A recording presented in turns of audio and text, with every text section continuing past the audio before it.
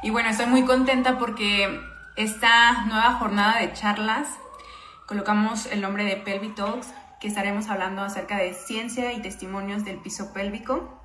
Para ello nos estará acompañando la doctora Edna con la ponencia de la parte de la menopausia y el piso pélvico. Entonces ya vemos que ya se unió la doctora, vamos a mandar la invitación para que se vaya uniendo aquí con nosotros. Doctora, ¿qué tal? Buenas noches. Hola, ¿qué tal? ¿Cómo estás, Cristal? Qué gusto estar con ustedes. Buenas noches. Buenas noches. Pues muchas gracias por estar aquí. Tuve el gusto de conocerla en el congreso, que fue el año pasado de Monterrey. Y bueno, la he seguido, me ha encantado su contenido y dije, qué mejor que la doctora esté aquí con nosotros hablando acerca del piso pélvico y pues del impacto que hay en la parte de la menopausia en el piso pélvico. Y para comenzar con esta charla nos gustaría que se presentara, que nos dijera quién es usted, por favor. Claro que sí, con muchísimo gusto, Cristal. Gracias. Bueno, yo soy la doctora Edna Cortés Fuentes. Soy una mujer que es apasionada de la uroginecología y del piso pélvico. Yo estudié medicina en la Universidad La Salle y después, posteriormente, hice la especialidad de ginecología y de uroginecología en el Instituto Mexicano del Seguro Social, avalado por la Universidad Nacional Autónoma de México. Actualmente laboro tanto en medicina pública como en medicina privada.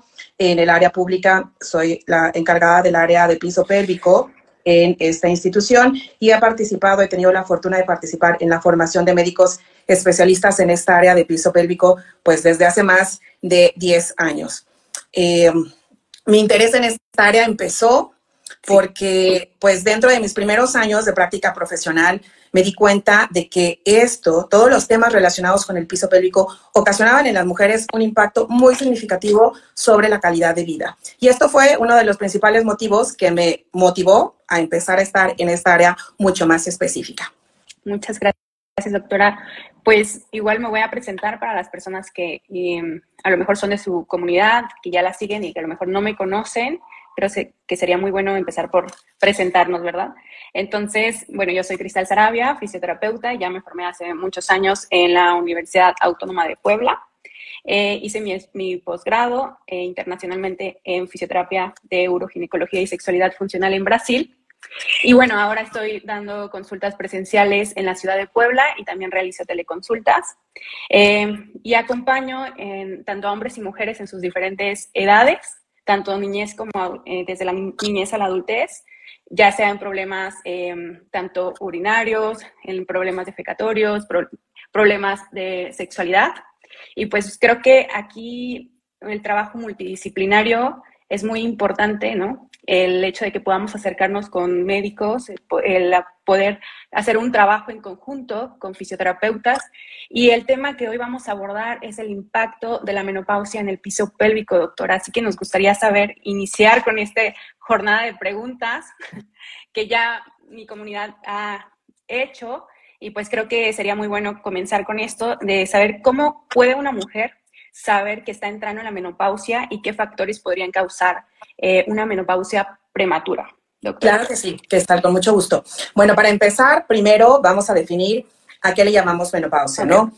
Debemos recordar que la menopausia es una época o una transición completamente natural en cualquier mujer, que va a ser muy importante porque va a ser un periodo que va a marcar el fin de una parte reproductiva, ¿no?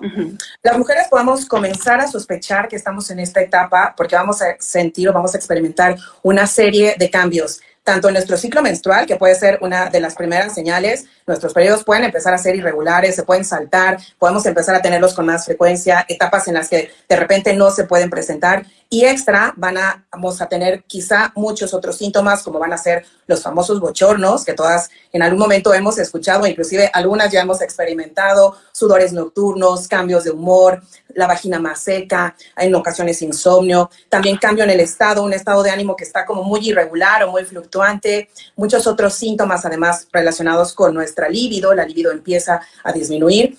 Y es bien importante que nosotras sepamos que también esta serie de cambios no ocurren de un día para otro. Es decir, no es como un switch que nosotras tengamos que bajar, que digamos, hoy nuestras hormonas están al 100, mañana están en 0 de la nada, ¿no? Es un proceso gradual que puede durar varios años y que en algunas mujeres puede llegar a durar meses o 1, 3, 5 o a veces hasta más años, ¿no? En promedio nosotros le hablamos a menopausia como esa última menstruación y se dice que nosotras vamos a entrar en esta etapa cuando nuestro periodo tenga más de 12 meses consecutivos que se ha ausentado. En general ocurre alrededor de los 51 años. Ahora, vamos a hablar de una menopausia prematura, que en muchas ocasiones se le llega a denominar también como insuficiencia ovárica prematura, cuando esta cese de menstruación, debido a que nuestras hormonas dejan de funcionar, sucede antes de los 40 años, ¿ok? Esa es como la característica principal, la edad en la que se marca. Existen muchos factores que pueden influir. Se dice que pueden ser desde genéticos, y esto es cuando hemos tenido antecedentes de que algún familiar ha tenido también menopausia prematura. Por eso dentro de nuestra historia clínica ustedes verán que los médicos preguntamos mucho acerca de todos los antecedentes, sobre todo familiares hacia arriba. También se ha visto que en mujeres que llegamos a tener alguna enfermedad autoinmune, por ejemplo, como el lupus o la tiroiditis de Hashimoto, alguna enfermedad que afecta a alguno de nuestros sistemas inmunológicos, también esto puede influir sobre la función de los ovarios. De igual forma, cuando somos sometidas a algún procedimiento quirúrgico, sobre todo como la extirpación de ambos ovarios, o inclusive cuando estamos en algún procedimiento como de quimioterapia o radioterapia, también puede adelantarse esta etapa. En algunas mujeres en las que llegan a existir alteraciones en sus cromosomas que hacen que ese ovario llegue a estar desarrollado en forma un poquito más deficiente. Y también se ha visto que ciertos factores del estilo de vida, sobre todo el tabaquismo y a veces la ingesta de ciertos medicamentos y últimamente toda la influencia de todo el medio ambiente puede llegar a ser también un factor que puede influir en esto. Ahora, doctora, ya bien lo menciona que estos síntomas pueden aparecer antes, ¿no? Así como comienza la primera menstruación en la parte de la menarca, ¿no? Antes de que aparezca esa primera menstruación, pues hay cambios en la mujer. Para llegar a esta etapa de la menopausia también no es un cambio de que ya dejó de menstruar, fue su última menstruación, para regresarnos un poquito a esa parte, porque muchas mujeres es como esa su pregunta, ¿no? De esos cambios que vienen y surgen, son de un día para otro, ya estoy en la menopausia, y hablando de la perimenopausia o premenopausia, va a estar generando estos cambios, como bien lo menciona, a lo mejor hasta cuántos años antes. Podríamos estar hablando como de 5 o 10 años antes, que a lo mejor los síntomas no puedan ser, a lo mejor puede ser solamente un síntoma o pueden ser síntomas leves, pero ya desde ese momento podríamos estar generando prevención en estos síntomas. ¿Se podría estar generando algún tipo de prevención desde su área? Sí, claro. Bueno, aquí lo importante es considerar la menopausia como una etapa completamente normal de la mujer, ¿no? Porque inclusive nosotras mismas como mujeres a veces la asociamos a un sinónimo de vejez, de no puede ser, estoy ya en esta etapa, ya llegué a la menopausia, inclusive llegas a ir hasta incluso como motivo de burla, ¿no? O sea, estás menopáusica, ¿no? O sea, se le da como este término para considerar una etapa específica. Y bueno, debemos saber que es una etapa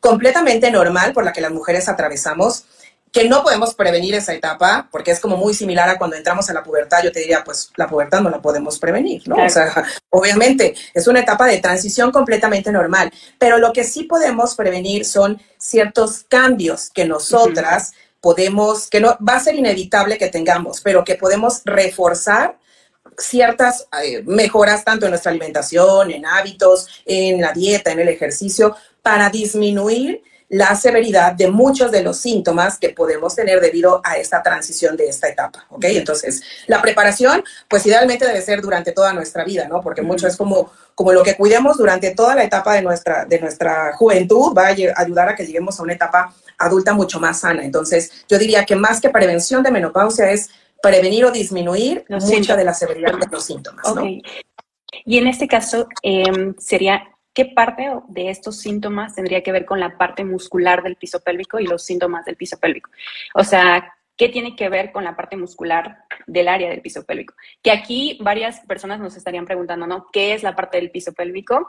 Y bueno, yo siempre muestro como mi modelo, que es como para hacer referencia a la parte del piso pélvico, y que pues tenemos la pelvis es una pelvis ósea, y que si nosotros miráramos como desde arriba, lo que estaríamos mirando aquí sería pues músculos tanto profundos del piso pélvico, y lo que cierra en esta parte de la pelvis serían los músculos superficiales. Entonces, esta parte de la musculatura no es solamente uno o tres músculos, sino son 31 haces musculares que tenemos y que todo este conjunto de músculos pues van a conformar la pelvis, y no solamente es muscular, también es fascias, ligamentos, que van a estar en conjunto trabajando para el soporte, sostén de estas estructuras, ¿no? Y que un rol muy importante pues también va a ser la parte sexual, que es una función importantísima también para las mujeres, pues en toda su etapa, no solamente antes ni durante, sino también de la menopausia.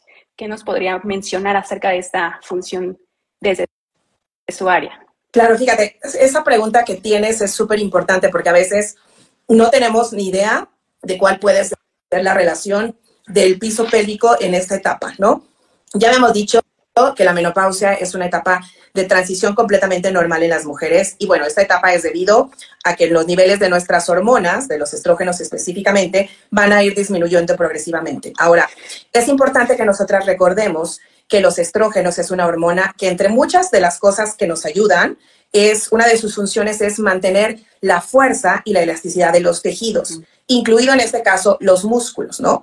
Y bueno, es ahí donde viene toda la importancia, porque en el momento en el que los estrógenos disminuyen, pues estos músculos van a tener mucho más posibilidad de perder una fuerza o una elasticidad previa que tengan. Entonces, ¿qué es lo que pasa? Empiezan a disminuir progresivamente cada vez más estos niveles de estrógenos y esto va a ir haciendo que nuestros músculos vayan haciéndose mucho más débiles. Y esto, obviamente, es la causa de muchos de los síntomas que nosotras podemos tener en la menopausia, que es entonces más frecuencia de incontinencia urinaria, es mucho más frecuente que lleguemos a tener un prolapso, podemos tener con mucho más frecuencia también disfunciones sexuales. Y bueno, es súper importante saber que el hecho de esta transición es un momento de mucho más cuidado de estas estructuras anatómicas o de estos músculos. En general, de todos, pero hablando del piso pélvico, pues bueno, es las estructuras que sostienen y que dan la función a nuestra vejiga, al recto y a la vagina, ¿no? Sí, exactamente. Aquí podríamos agregar un poco desde el área de fisioterapia. Creo que es muy importante la relación, tanto bien lo menciona, la parte hormonal como la parte estructural, ¿no? No podemos quitar como esa combinación de estos dos. Y es muy interesante cómo hemos visto los cambios con las pacientes al trabajar la musculatura, como bien lo menciona, la baja de estrógenos nos va a generar menos circulación al área, ¿no? Entonces, por eso lo que observamos pues es una mucosa muy pálida, una mucosa en donde a lo mejor está como muy delgada, y justamente el introito se ve muchas veces con las paredes pues de una coloración más bajita, y eso generalmente está causando mucho dolor a la palpación, ¿no? Incluso en las revisiones ginecológicas les causa dolor, y la baja sequedad en esta área pues va a estar generando también la incomodidad tanto en la parte de revisiones ginecológicas, pero también en la parte de su función sexual. Y creo que una de las preguntas que muchas veces se pasa como de preguntar acerca de la sexualidad de la mujer en esa etapa, pues es como no tienen las herramientas de decir, bueno, estoy teniendo dispareunia, estoy teniendo dolor, estoy teniendo sequedad, ¿qué puedo hacer?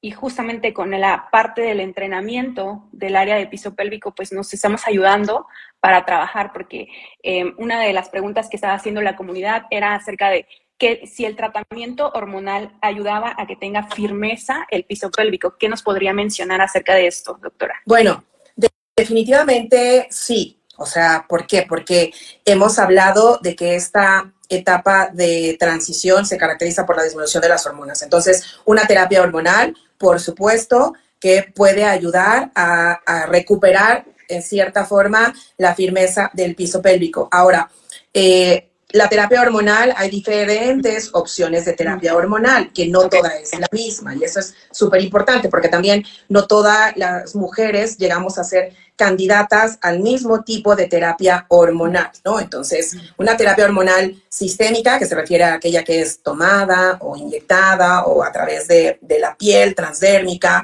o los que se encuentran como subdérmicos, los implantes, etcétera, de depósito, quizá no es una terapia que todas las mujeres tengamos que tener, porque, bueno, sabemos que existen contraindicaciones que, bueno, cada ginecólogo será muy específico y en función de cada paciente determinará si una mujer o no es candidata.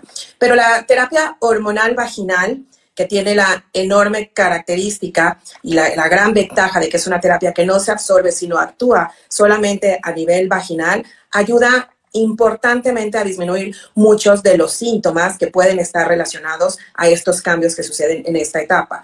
Son pocas las contraindicaciones para una terapia hormonal vaginal, pero sí son muchos los beneficios. De hecho, yo siempre sugiero a todas las pacientes que están en esta etapa y que efectivamente uno identifica en el momento de la revisión todos esos cambios en el tejido de la vagina debido a esa falta de hormonas, que se utilice una terapia hormonal. Pero bueno, ya es sumamente importante saber que no es nada más la terapia hormonal, ¿no? O sea, no la terapia hormonal es mágica, ¿no? Sino es una serie de medidas que son en torno a mejorar todas las estructuras, ¿no? O sea, es yo siempre les menciono también, no nada más tienes que poner un estrógeno vaginal, tienes que cambiar ciertos hábitos, utilizar un jabón, restablecer la flora de la vagina, o sea, muchas circunstancias que van en función de tratar de tener una salud vaginal específicamente en esta etapa de la mujer, ¿no? Ahorita que mencionan en la parte de la flora vaginal, ha recomendado la combinación de estos dos, tanto la parte del estrógeno como la parte de óvulos, a lo mejor,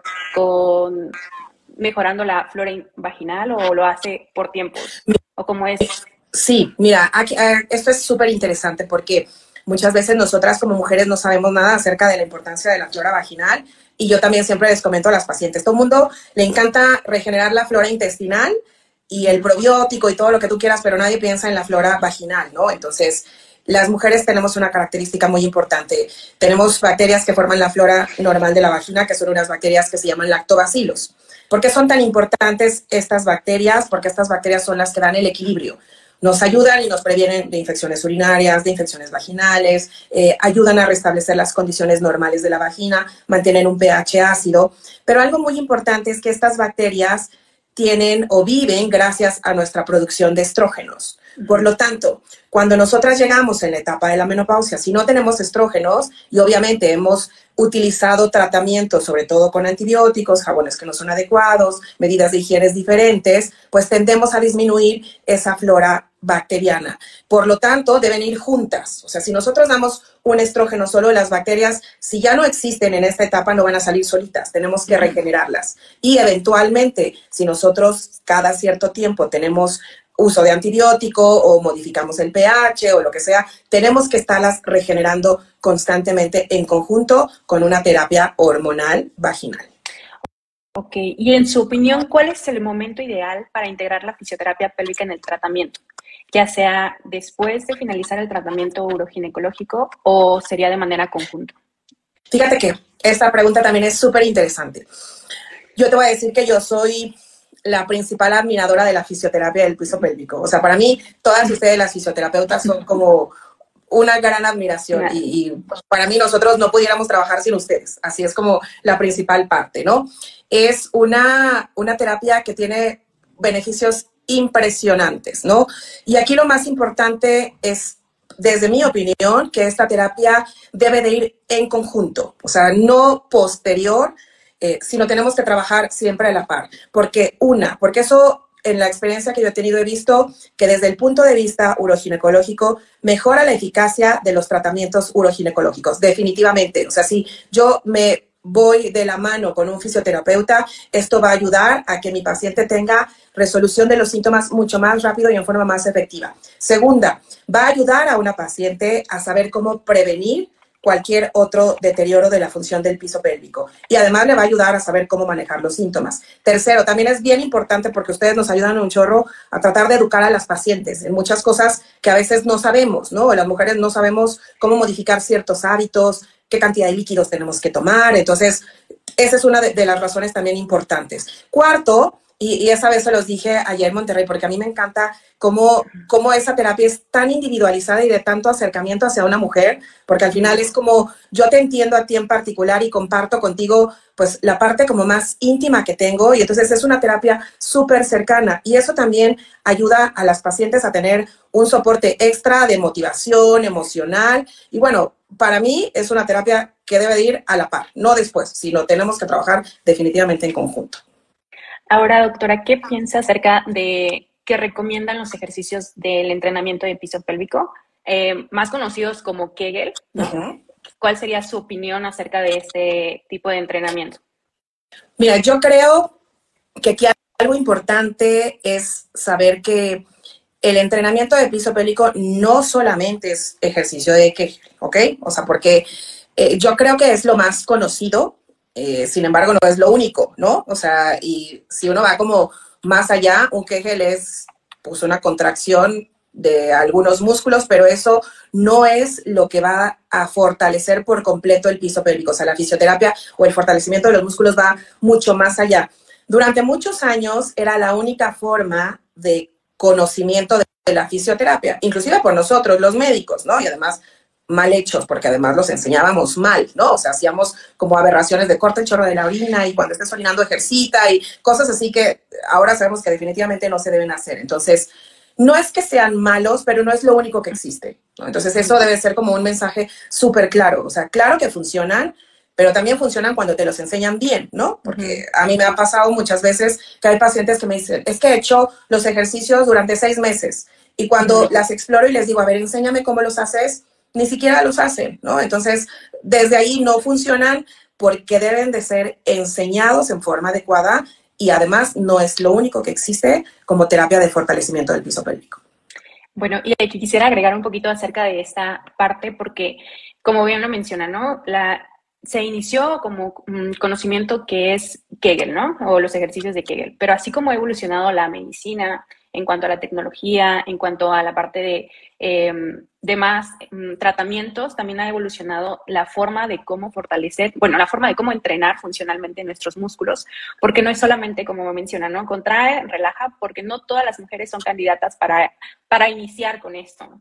Hay mujeres en donde requieren pasar por un tratamiento primero de relajación, ¿no? Primero de saber que hay que mejorar la elongación, incluso muchas veces en este tipo de mujeres no hay que iniciar con eso, sino a lo mejor hay una desprogramación de su piso pélvico que requerimos iniciar desde otra parte para poder después llegar a la parte de los entrenamientos de piso pélvico. Como bien lo menciona, dentro de la parte del entrenamiento no solamente tenemos contrae, relaja, sino también tenemos la parte de resistencia, la parte de coordinación de estos músculos y la carga siempre va a ser progresiva, no nos podemos quedar como solo el paciente en la camilla y vamos a estar ahí que esté acostado, ¿no? Sino que hay que llevarlo al entrenamiento funcional para incorporarlos a sus actividades de la vida diaria. Entonces, dentro de esa parte, creo que es muy, muy interesante cómo ellos primero empiezan a reconocer cómo es esa contracción, porque muchas mujeres, se ha estudiado que entre un 30 a 50% de las mujeres no saben cómo contraer voluntariamente su piso pélvico y están como, ya lo estoy haciendo, no, es que no hay una contracción y es como, no, es que estoy contrayendo hombros, estoy contrayendo mandíbula, estoy contrayendo otras áreas que no es realmente el área del piso pélvico. Entonces, para ello sí requerimos pasar por una valoración de fisioterapia pélvica para después incorporarlos a un tratamiento específico con las pacientes. Y pues bueno, creo que esa parte, pues me alegra mucho que pues incorpore esa parte de la fisioterapia dentro de su plan de tratamiento con sus pacientes. Y también nos gustaría saber, doctora, dentro de ya consejos prácticos, aquí ¿podría dar 3 consejos esenciales para el cuidado del piso pélvico? Claro que sí. Es que son más de 3, ¿no? Sí, claro. O sea, hay como 20,000, ¿no? Primero, fortalecerlo. O sea, parte del cuidado es fortalecerlo. Entonces, yo siempre he dicho, la fisioterapia del piso pélvico debería ser para todas las mujeres desde que nacemos, casi, ¿no? Pues porque al final nuestro piso pélvico puede dañarse desde cualquier etapa, ¿no? O sea, no tenemos que esperar hasta la menopausia para decir, ya lo tengo que fortalecer. O sea, debe ser antes del embarazo, por supuesto, durante el embarazo, después del embarazo, en todos los embarazos, no nos embaracemos o no, si hacemos ejercicio, aunque seamos jóvenes, tenemos que saber cómo fortalecer el piso pélvico, saber qué ejercicio tenemos que hacer, cómo lo tenemos que hacer. Entonces, el fortalecimiento y el conocimiento del piso pélvico sería lo principal para cuidarlo, ¿ok? Entonces, yo sé que es una labor súper grande y eso es como lo que hay que empezar a impulsar muchísimo en México, como ese cambio de conciencia de primero, pues, mujeres, existe una estructura que debes de cuidar toda tu vida, que es tu piso pélvico, porque es de lo más importante que tienes, ¿no? Y se cuida en todas las etapas. Entonces, el primero sería conocerlo y ejercitarlo, ¿no? ¿Cómo? Okay. Pues ahí es donde ustedes son las mágicas que ayudan a todo eso. Segundo, evitar cualquier condición que aumente la presión intraabdominal. Y aquí se engloban muchas cosas, ¿no? Desde cuidar el peso, evitar cargar objetos pesados, evitar hacer ejercicios que impliquen el aumento de la presión abdominal, que aquí no es que no debamos hacerlo, sino que lo sepamos hacer en forma adecuada. Y eso es como un mensaje, ojalá que haya mujeres jóvenes que cargan pesas, que nos estén escuchando. No es que no lo tengan que cargar, sino que deben de saber cómo hacerlo para que no se dañe el piso pélvico, ¿no? Evitar el estreñimiento, evitar cualquier condición que haga como un aumento constante de la presión intraabdominal. Obviamente también el estrés es importante, que tampoco ponemos mucha atención, pero pues yo se los he mencionado, o sea, con nosotras las mujeres tendemos a manifestar en alguna parte, y puede ser el piso pélvico, las condiciones de estrés o de ansiedad, ¿no? Entonces, también eso es importante que sepamos, o sea, es una parte que tenemos que cuidar y aprender no solamente a fortalecer, sino también a relajar, ¿no? Entonces, eso sería como, a grandes rasgos, vuelvo a repetir, el principal es conoce tu piso pélvico y cuídalo desde que sabes que eres mujer y que puede dañarse, ¿no? Y mira que aquí salieron muchos corazoncitos, entonces creo que están de acuerdo ahí. Y bueno, ya lo dio desde la parte de su expertise. Vamos a dar 3 consejos desde la parte de la fisioterapia, que sí, que estoy de acuerdo con los que mencionó. Y vamos a agregar uno más, que es justamente cómo es el cuidado o el higiene para ir al baño, ¿no? A veces muchas de las personas pensamos que al sentarnos en la taza, pues tendría que ser con un ángulo normal de estar así, ¿no? O con estar con el celular. Entonces, muchas veces eso es como que inhibe este proceso de la micción o este proceso defecatorio. Sería tener más conciencia cuando vas al baño, generando una altura con un banquito para que podamos realizar tanto la parte defecatoria y también la parte de la micción. Es muy importante quitar ese mito de cortar el chorro cuando estamos realizando la micción. Y bueno, otro consejo sería que después de la actividad sexual ir al baño, también es como un consejo que podríamos dar. El cuidar, el realizarse pues una valoración de piso pélvico por fisioterapia pélvica, ese sería también un consejo muy, muy importante. Y bueno, la parte de la postura, ¿no? Muchas veces estamos como cruzando las piernas por mucho, mucho tiempo y eso lo que nos estaría generando es una carga pues en todo nuestro piso pélvico.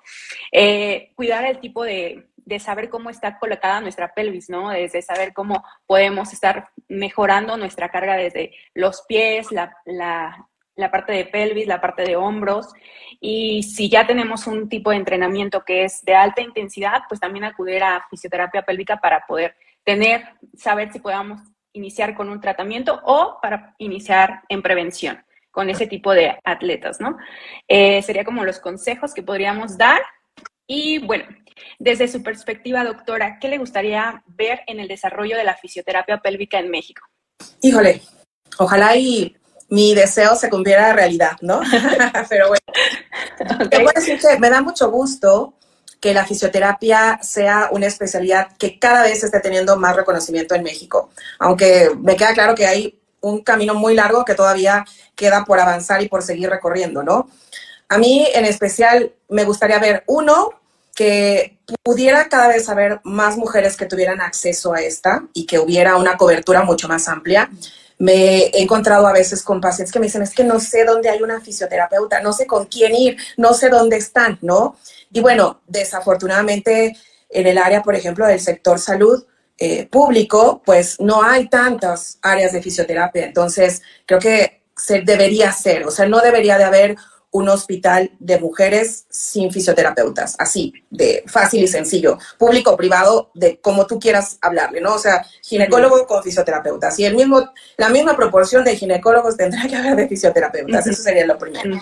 Segundo, pues, lo segundo que me encantaría sería, pues, mucho más educación y concienciación, ¿no? O sea, eso es como un trabajo que yo creo que hay que hacer en conjunto las especialidades. Tercero, pues, seguir trabajando para hacer mucho más investigación. Y cuarto, pues, que cada vez haya más equipos que trabajemos en conjunto, ¿no? O sea, eso es como el ideal, o sea, estar en la mano no solo con los uroginecólogos, vuelvo a decirte, con un ginecólogo y con el obstetra también, ¿no? Pues porque la fisioterapeuta debe estar y enseñar cómo debe ser el nacimiento también de un bebé. La perspectiva también completamente diferente. Entonces, yo creo que cuando todo eso sucede en México, yo pudiera decir que me voy a sentir completamente tranquila y feliz y realizada en ese momento. Sí. Pues muchísimas gracias por compartir eso con nosotros y justamente lo que estamos trabajando ya desde el año pasado es en crear esta sociedad mexicana de fisioterapeutas pélvicos. Creamos el año pasado la SOMEFIP, Sociedad Mexicana de Fisioterapeutas de Piso Pélvico, y justamente en si buscamos en internet, la página, tenemos un mapa interactivo en donde podemos encontrar pues los fisioterapeutas que están especializados porque requerimos tener una cantidad de horas para ser realmente fisioterapeutas de piso pélvico y eso con la tranquilidad de que enviemos a los pacientes con estos fisioterapeutas que a lo mejor no saben dónde acudir o que a lo mejor están comenzando pero no tiene esa cantidad de horas o la experiencia para poder ya atender un paciente, ¿no? Un paciente real. Y eso también le da tranquilidad a los médicos de saber que realmente están siendo especializados, están teniendo la práctica y están teniendo saber el abordaje de sus pacientes, que eso también va a ser muy interesante, tanto recibir qué es lo que realizó el fisioterapeuta, cómo fue el avance de su paciente, porque creo que el que ustedes nos brindan esa confianza al recibir sus pacientes o mandarnos a sus pacientes, creo que también requerimos mandar ese tipo de bitácoras, por así decirlo, de altas de cada una de las pacientes, ¿no? Entonces, los invito a que si quieran buscar ahí en la parte de la SOMEFIP, acerca de qué fisioterapeuta te queda más cerca de tu estado o de tu ciudad. En este caso, pues ahí está ese mapa interactivo. Fíjate que eso que dices, Cristal, es bien importante porque yo he visto pacientes que llegan y me dicen que van a una fisioterapia de piso pélvico que me doy cuenta que realmente no es, ¿no? Y eso que ustedes hacen de formar esta sociedad es bien importante porque sí, a nosotros como médicos nos da mucha seguridad de mandarlo y creo que al paciente también. Recientemente tuve una paciente que me dijo, es que fui a fisioterapia, estuve en fisioterapia 6 meses y cuando le pregunté qué fue lo que hiciste, me dijo, hacía ejercicios hipopresivos. O sea, eso no es una fisioterapia real del piso pélvico. Entonces, sí, yo sé que la mercadotecnia y todo esto a veces nos rebasa y desafortunadamente malinforma a los pacientes, pero yo creo que el hecho de que ustedes estén dentro de una sociedad y esta apertura para que el paciente pueda buscar también, así como puede buscar médicos certificados, también busque fisioterapeutas certificados, es sumamente importante porque al final eso da la garantía de que el tratamiento que ustedes están haciendo es el que debe hacerse específicamente en esta área, ¿no? Sí, entonces, para finalizar, doctora, ¿qué consejo le daría a algún colega que inicia en su área de especialización?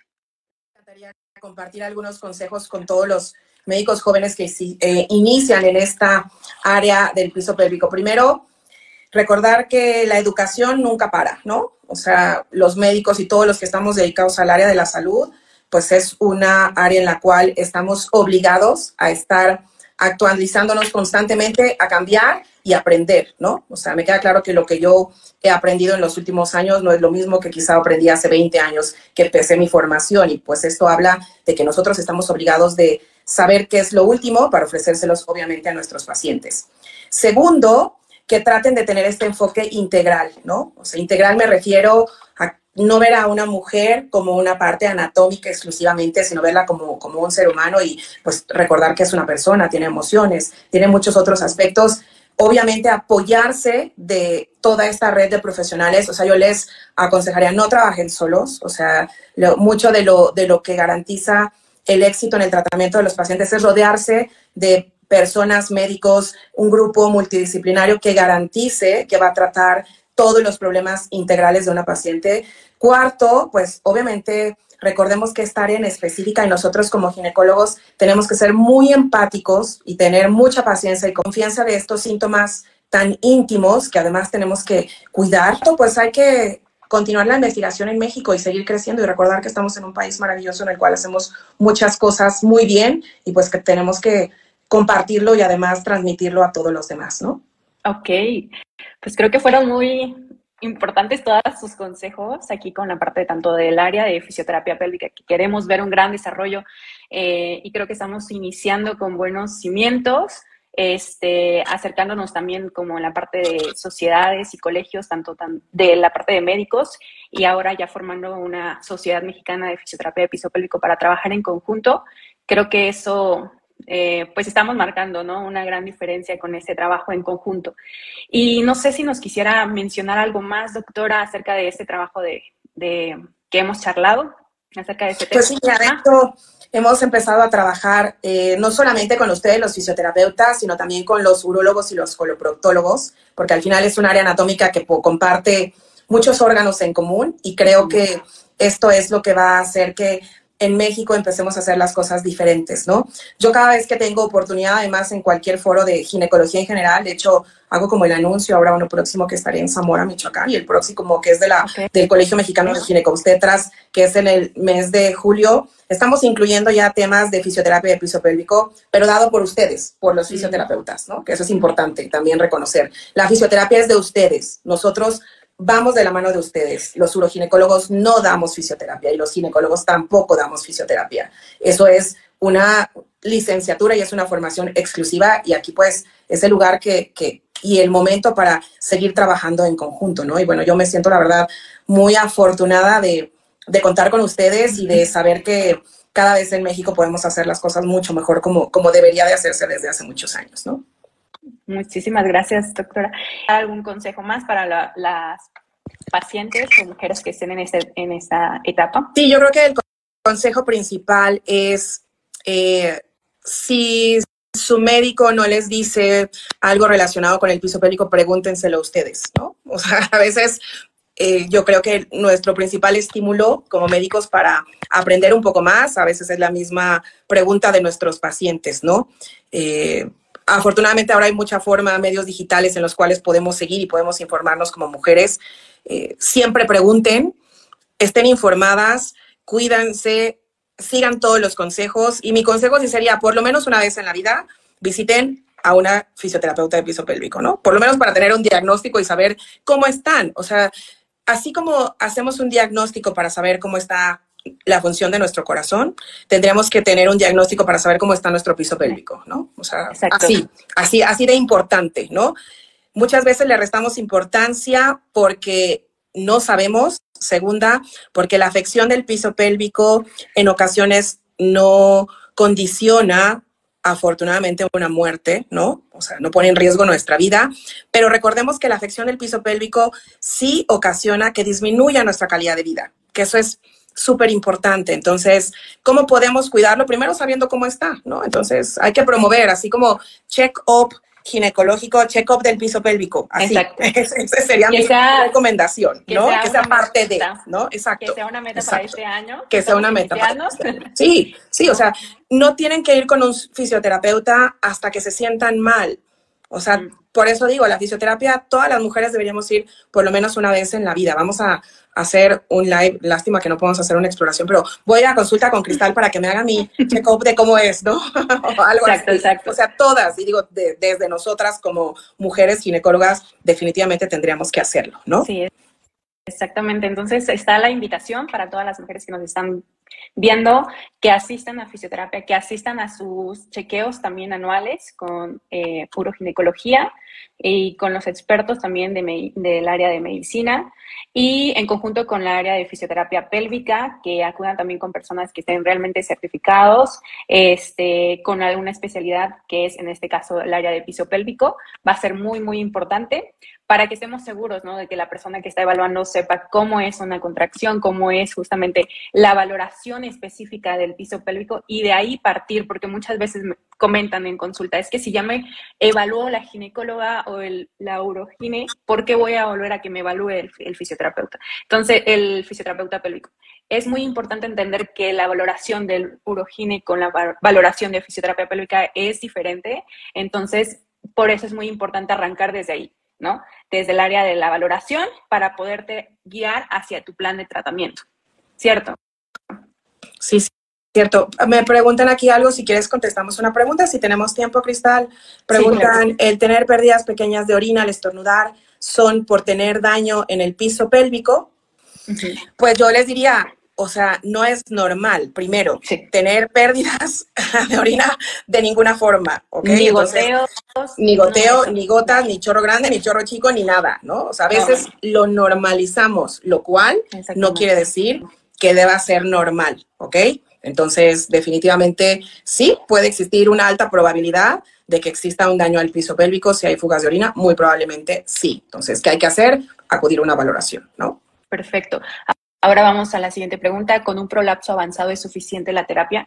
Bueno, en este caso, un grado 1, 2 de prolapso sería importante iniciar con fisioterapia. Un grado 3, 4, sí es importante el apoyo tanto de urogine como de la parte de fisioterapia. Entonces, no sería suficiente solamente con la parte de fisioterapia, porque sí va a ser muy importante que a lo mejor o ya sea el usar pesario, ¿no? En este caso, o si es candidato a cirugía, es importante que sea evaluado por la urogine para que podamos mirar hacia dónde va ese tipo de tratamiento para un prolapso avanzado.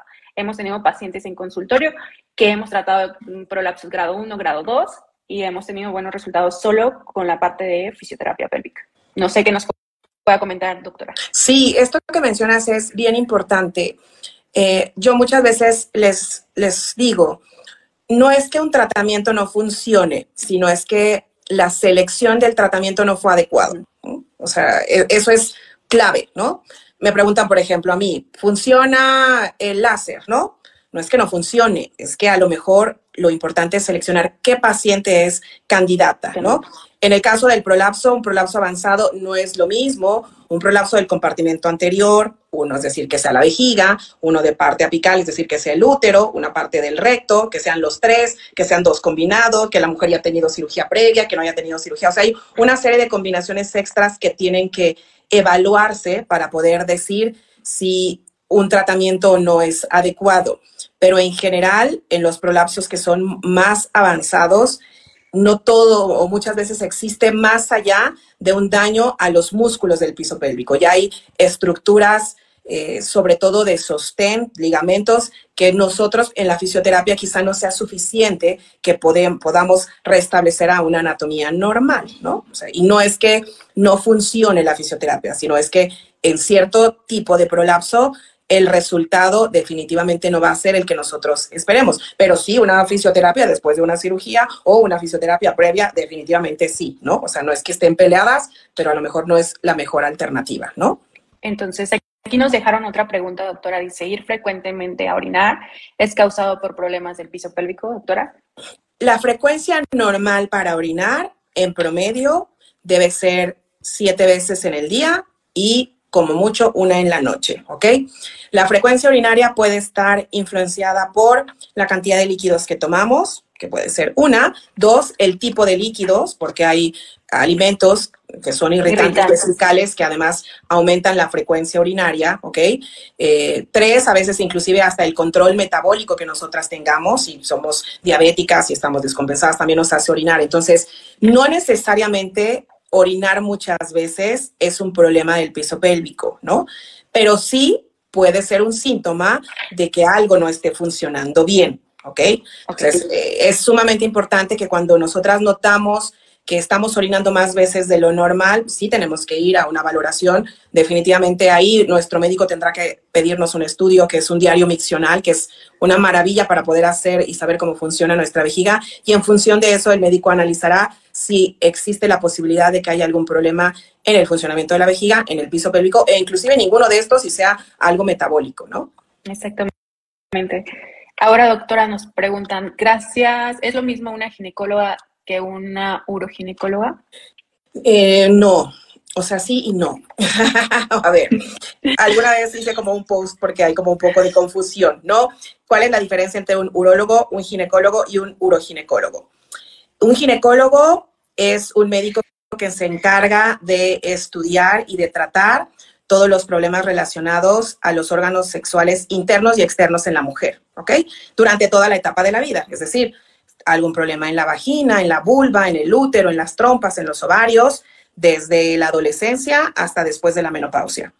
Los uroginecólogos somos ginecólogos, o sea, primero hicimos la especialidad de ginecología, es decir, todo eso lo aprendimos primero y después nos especializamos en el tracto urinario y en el piso pélvico de una mujer, ¿ok? Es decir, extra, evaluamos el funcionamiento de la vejiga, de la uretra y de todo el sostén de los órganos internos de una mujer.